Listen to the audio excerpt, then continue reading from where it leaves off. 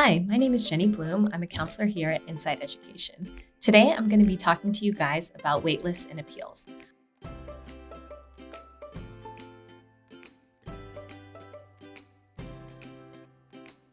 The first question that I usually get is, what can I do to get off of a waitlist? The best thing that you can do is to keep in contact with the school. So first, make sure that you do whatever you need to do to first get on the waitlist and accept the waitlist offer. The second thing is you could write a letter of continued interest to that school. What that would include is an update about you and what you have been doing. So anything new that you did not include on your original application that you submitted, any updates on what's happened since you submitted the application to you writing the letter, any accomplishments that you've done that were not included in your application, or anything that you have continued to do since then. Another question we get is, what are my chances for getting off of the waitlist? One thing to keep in mind is every college uses waitlists differently. Some colleges will give a lot of students an opportunity to join a waitlist. Other colleges will not give students an opportunity to join a waitlist. Some years, depending on what's happening at the college and how many students enroll, some students may get off the waitlist. Other times, only one student may get off the waitlist, or no students at all. And it varies school by school and year by year. One thing to keep in mind regarding this is you just want to make sure that you still say that you are interested in the school, that you're still a strong candidate as you wait on the waitlist.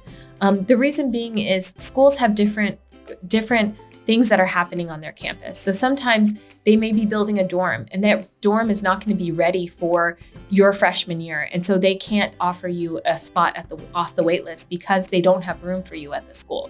Or other years, maybe a dorm got built early, and so they have so many more spots for students because they can actually house them. So they may offer a lot of students an offer off of the wait list.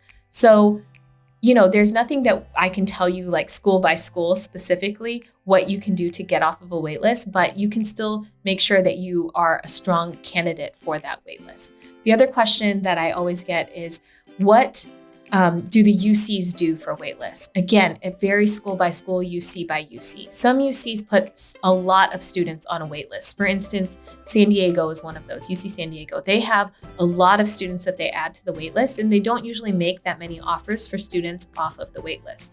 Another school like UC Davis, they might not put as many students on a waitlist. However, they may make more offers for students to get off of a waitlist.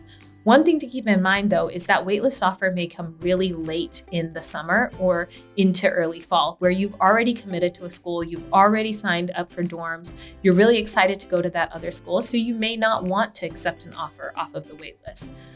The best thing that you can do, again, is to be sure that you've done everything you can do. Fill out all the forms, write a letter of continued interest if you are interested at that school. Tell that school why you're still interested, and then you just have to see what happens once everything ends and they see how many students are coming onto their campuses. For a waitlist, the way that colleges use waitlists, they don't always make offers off the waitlist. What they do is they see how many students have enrolled, and at that point you would have already submitted your intent to register to another school. So when colleges look at how many students have enrolled and if they have room, then they might make you an offer for admission into that school off of the waitlist. What you should do as a student at that point, if you've already submitted your intent to register at another school, but you want to accept this yes offer to this school that's given you a new offer off of the waitlist, you would say yes to that school, and then you would tell the original school that I am no longer going to be attending your university because I was made an offer at another school that's a better fit. So that's really important for you to make sure that you let both of the schools know, yes and no, I won't be attending the other school. The other thing to keep in mind is a lot of times students will talk about appeals. What do I do if I wasn't offered a waitlist option, but instead the school said, no, I don't want to admit you? What can I do? A lot of times students will ask, should I appeal the decision? Should I write a letter? Should I make my case and say, no, that was a mistake, you should accept me? Most of the time, we're going to tell our students that's really not a good idea, right? Because the college looked at your whole application and they made the decision based on that, right? And so the only reason you would want to write an appeal letter is if you have new and compelling information, or you had information that you did not include in your original application. So say you created an application, but the grades were wrong on the transcript that were sent, or your test scores didn't get there. There was something that happened that should have been included in your original application, but it did not get included. That is when you should appeal the decision and let the college know that this is still your number one school. This is still really important to you. You still want to go to this school, and this is why they should accept you. If this is something that you are interested in, whether it's writing a letter of continued interest to a school that you are on a waitlist for, or to work on an appeal that you have because you've heard back from school and you still feel like that's the best school for you, that's the best fit for you, and you're the best fit for that school, and they might have made a mistake. That's something that Insight can definitely help with.